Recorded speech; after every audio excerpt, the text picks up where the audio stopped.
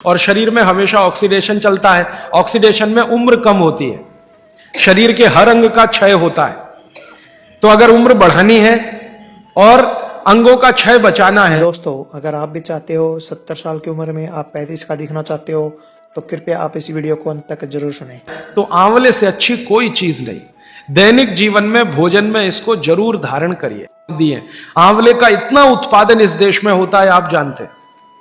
बहेड़ा इतना मिलता है, हरडे इतना मिलता है और लगभग फोकट की स्थिति में मिलता है। अब पता नहीं कौन कौन लोग उसी आंवले को 200-250 रुपए किलो च्यवनप्राश बना के बेच लेते। ये जो च्यवनप्राश है ना, ये त्रिफला चूर्ण से कई कई गुना नीचा है।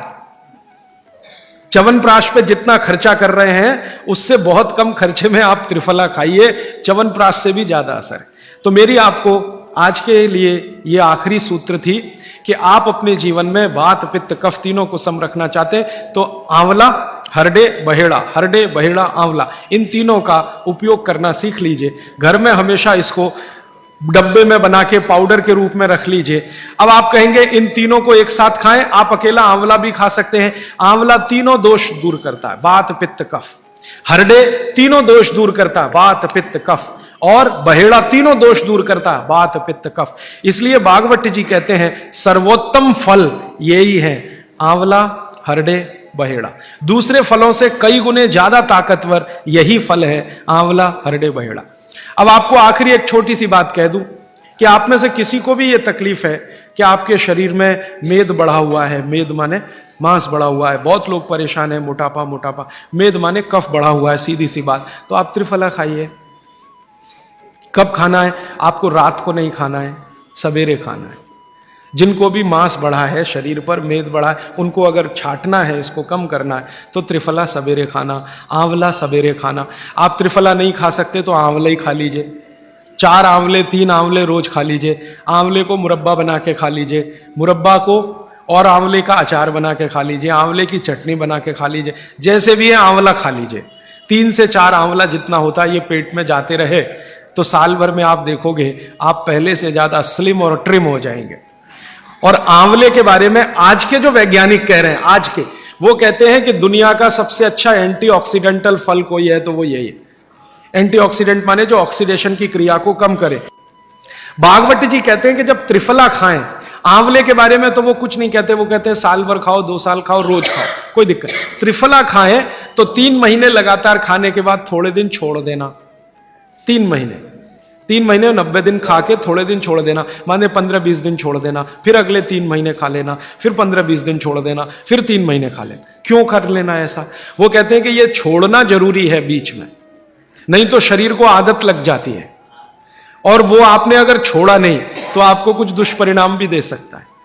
लगातार अगर त्रिफला खाया तो कई दिन ऐसा लगेगा कमजोरी आ गई, अगर बीच में छोड़ा नहीं तो। छोड़ के खाना।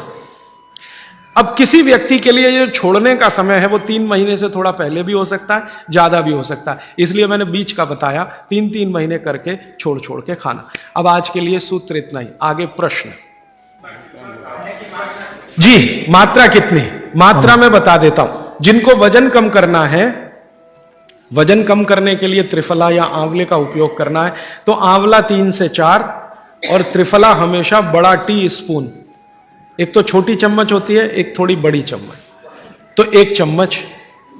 हां, गुड़ के साथ सुबह, नहीं तो शहद के साथ। और जिनको रेचक के रूप में उपयोग करना, पेट साफ करने के लिए, आंतों की सफाई करने के लिए, वो रात को खाएं। रात को भी आंवला लगभग 1 चम्मच, लेकिन छोटी चम्मच।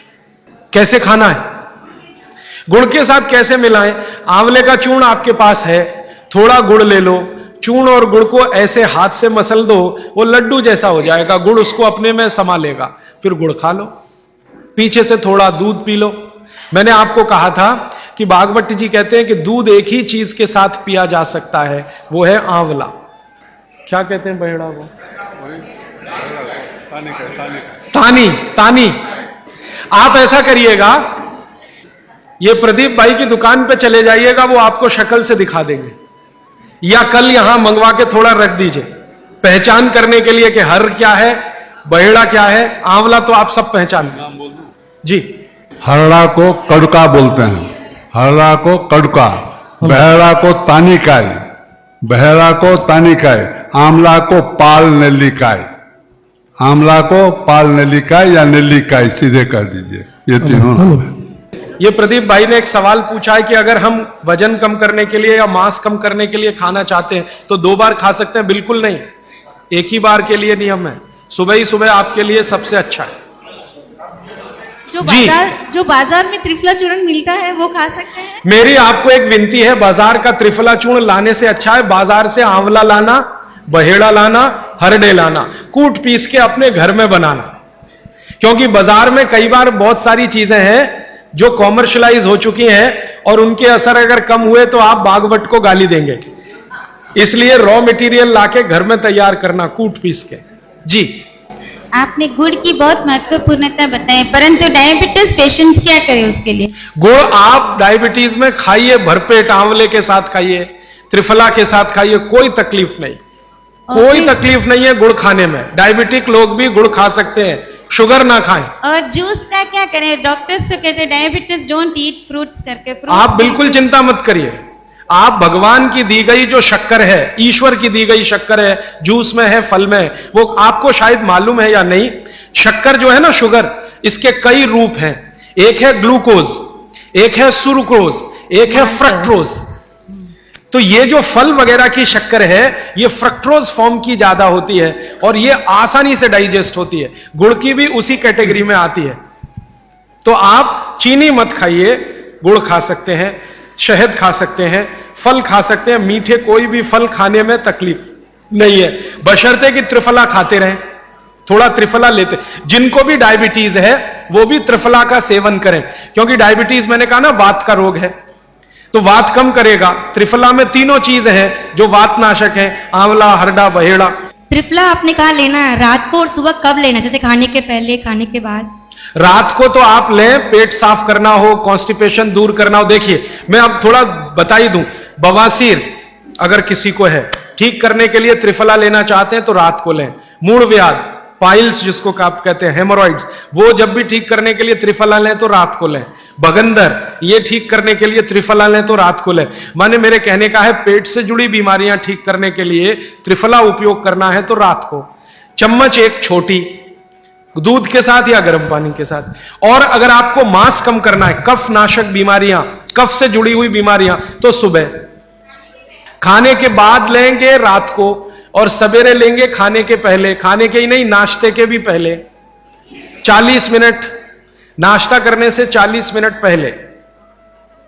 जी, आपने बताया कि त्रिफला 1, 2, 3 के अनुपात में बनावे हैं, तो आपने जो मुंबई वाली बात करी, तो मुंबई वाले भाई साहब को पहले आपने 1, 2, 3 के अनुपात वाला ये त्रिफला दिया, वो जब बराबर काम नहीं किया तो फिर आपने समकालीन दिया और वो बिल्कुल ठीक हो गए।